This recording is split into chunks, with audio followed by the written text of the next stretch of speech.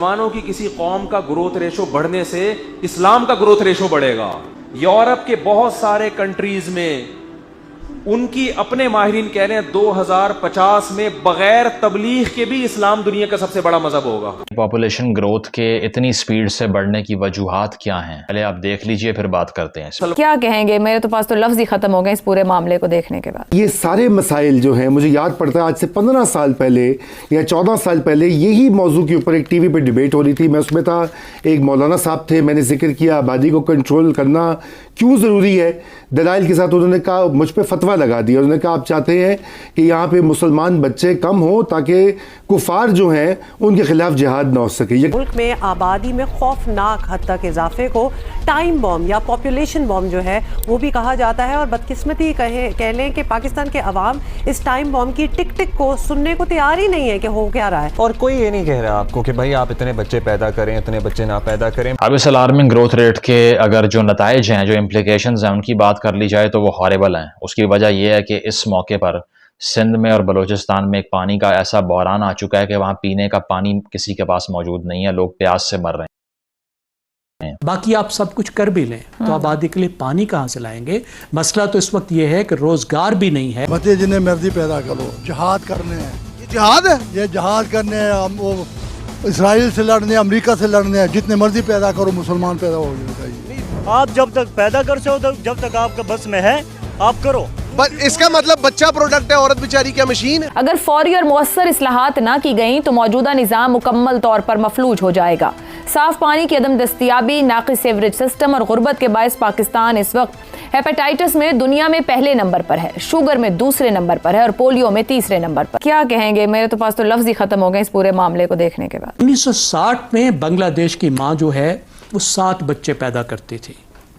بھارت کی بھی 6 پیدا کرتی تھی، پاکستان کی بھی 6. اس کو کہتے ہیں فرٹیلیٹی ریٹ. یہ سب سے بڑا انڈیکیٹر ہوتا ہے آبادی کے بڑھنے کا. آج وہ کہاں ہے؟ بھارت کا فرٹیلیٹی ریٹ، بھارت کی ایک خاتون اپنی زندگی میں اب 2 بچے پیدا کرتی ہے.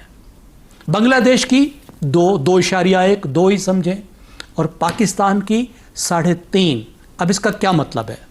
اس کا مطلب یہ ہے کہ اگلے 20 سال میں بھارت کی آبادی رک جائے گی، ایک جگہ پہ بڑھنا بند ہو جائے گی، کیونکہ 2 ممبرز کی فیملی ہے، ماں اور باپ ہے اور 2 بچے ہو گئے.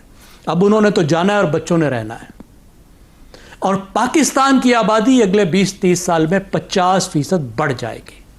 اتنا بڑا ہمارا چیلنج ہے.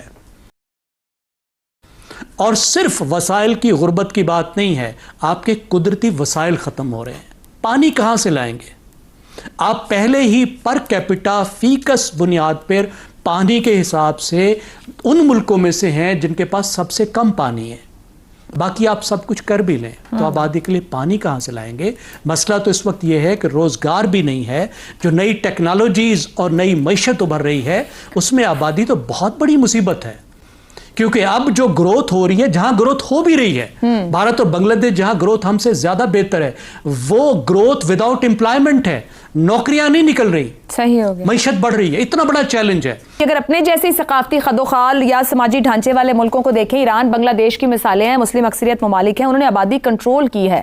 پاکستان کیوں ناکام رہا ہے؟ یہ سارے مسائل جو ہیں، مجھے یاد پڑتا ہے آج سے 15 سال پہلے یا 14 سال پہلے یہی موضوع کے اوپر ایک ٹی وی پہ ڈیبیٹ ہو رہی تھی. میں اس میں تھا، ایک مولانا صاحب تھے، میں نے ذکر کیا آبادی کو کنٹرول کرنا کیوں ضروری ہے. دلائل کے ساتھ انہوں نے کہا، مجھ پہ فتویٰ لگا دیا. انہوں نے کہا آپ چاہتے ہیں کہ یہاں پہ مسلمان بچے کم ہوں تاکہ کفار جو ہیں ان کے خلاف جہاد نہ ہو سکے. یقین جانیے یہ لائیو ٹی وی پر انہوں نے کہا، ایک بار نہیں کئی بار کہا. تو ہمیں بتایا جاتا ہے کہ ہمارے سب سے بڑے دشمن جو ہیں وہ ہمارے نیبرز ہیں.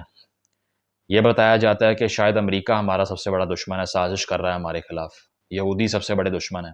لیکن سب سے بڑے دشمن جو ہے نا وہ ہم خود بھی اپنے آپ کے ہیں، اس طرح سے کہ ہمارا جو پاپولیشن گروتھ ریٹ ہے وہ دن بدن ہماری ریاست کو کمزور کرنے پر تلا ہوا ہے، کیونکہ ریسورسز ختم ہو رہے ہیں اور ہم اس ریٹ کے اوپر گرو کر رہے ہیں جس کا احاطہ ہی نہیں ہو سکتا. پاپولیشن گروتھ کے اتنی سپیڈ سے بڑھنے کی وجوہات کیا ہیں؟ تو پہلی وجہ پہلے آپ دیکھ لیجئے پھر بات کرتے ہیں اس پہ.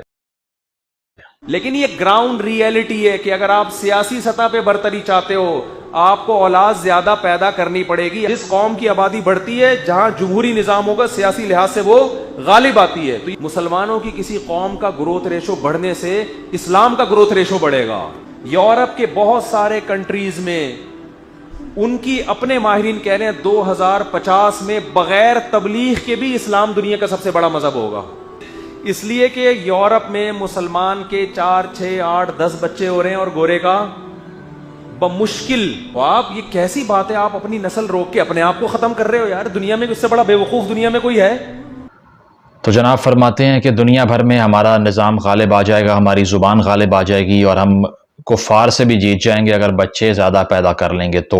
کیونکہ اگر آپ بچے زیادہ پیدا کریں تو پولیٹیکل سسٹم کے تحت ڈیموکریسی میں آپ کا نمبر بڑھ جاتا ہے اور آپ باقی پاپولیشنز کو پیچھے چھوڑ کے اوپر آ جاتے ہیں. یہ لاجک ہے. یہاں پر پاکستان میں جو کنزرویٹو لوگ ہیں ان کی فیملیز میں گروتھ ریٹ اتنے زیادہ ہیں کیونکہ وہ سمجھتے ہیں یہ ہمارا فرض ہے, حالانکہ اس کا کوئی تعلق نہیں ہے. کس نے آپ کو کہا کہ کوانٹٹی جو ہے وہ کوالٹی سے بڑی ہوتی ہے؟ ہمیشہ آپ لوگ یہ بات کرتے ہیں کہ جیوز پوری دنیا پہ غالب آ چکے ہیں, اور ایسا ہوا بھی ہے کیونکہ انہوں نے 3 جنگیں آپ نے لڑی ان سے 40s کے بعد سے, اور انہوں نے پوری عرب ورلڈ کو باندھ کے مارا ہے. کچھ نہیں کر سکے ان کا. آپ چند لاکھوں میں ہیں وہ. صرف آپ کے ایک کراچی میں, ایک لاہور میں اسرائیل سے زیادہ پاپولیشن بیٹھی ہوئی ہے, کچھ نہیں کر سکتے ان کا. کر کے دکھائیں. اس سے آپ کو پتہ چلتا ہے کہ آپ کو نمبر نہیں چاہیے, آپ کو عقل چاہیے, آپ کو ریشنالٹی چاہیے, ریزن چاہیے, سائنس چاہیے, اور آپ کو ڈوگمیٹک تھنکنگ سے نکلنا ہے. پھر آپ کا نظام دنیا پہ غالب آئے گا.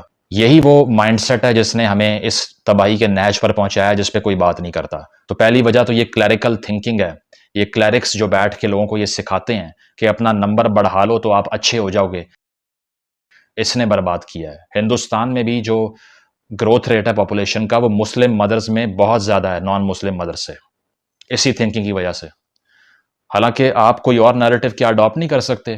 دس is not a Muslim problem, this is a problem of interpretation. ترکی جو آپ کا بڑا اسلامی بھائی ہے, وہاں پر پاپولیشن گروتھ ریٹ 1.88 ہے, آپ کا 3.5 اور ان کا 1.8, آپ کا ڈبل ہے ان سے. کیا وہ مسلمان نہیں ہیں؟ ان کو سمجھ آ گئی ہے کہ بھائی اس طریقے سے گزارا نہیں ہو سکتا, اسی لیے شاید اب تک وہ بچے ہوئے ہیں. تو آپ نے اس کو ایک ریلیجس کنسٹرکشن میں ڈھال دیا اور اپنے آپ کو تباہ کرنا شروع کر دیا, اور آج تک اس طرح کے آئیڈیاز آسانی سے لوگوں میں پھیلائے جا رہے ہیں اور اسٹیٹ انٹروین نہیں کرتی. اب اس الارمنگ گروتھ ریٹ کے اگر جو نتائج ہیں, جو امپلیکیشنز ہیں, ان کی بات کر لی جائے تو وہ ہاربل ہیں. اس کی وجہ یہ ہے کہ اس موقع پر سندھ میں اور بلوچستان میں ایک پانی کا ایسا بحران آ چکا ہے کہ وہاں پینے کا پانی کسی کے پاس موجود نہیں ہے, لوگ پیاس سے مر رہے ہیں. مسلمانوں کی کسی قوم کا گروتھ ریشو بڑھنے سے اسلام کا گروتھ ریشو بڑھے گا. یورپ کے بہت سارے کنٹریز میں ان کی اپنے ماہرین کہہ رہے ہیں 2050 میں بغیر تبلیغ کے بھی اسلام دنیا کا سب سے بڑا مذہب ہوگا.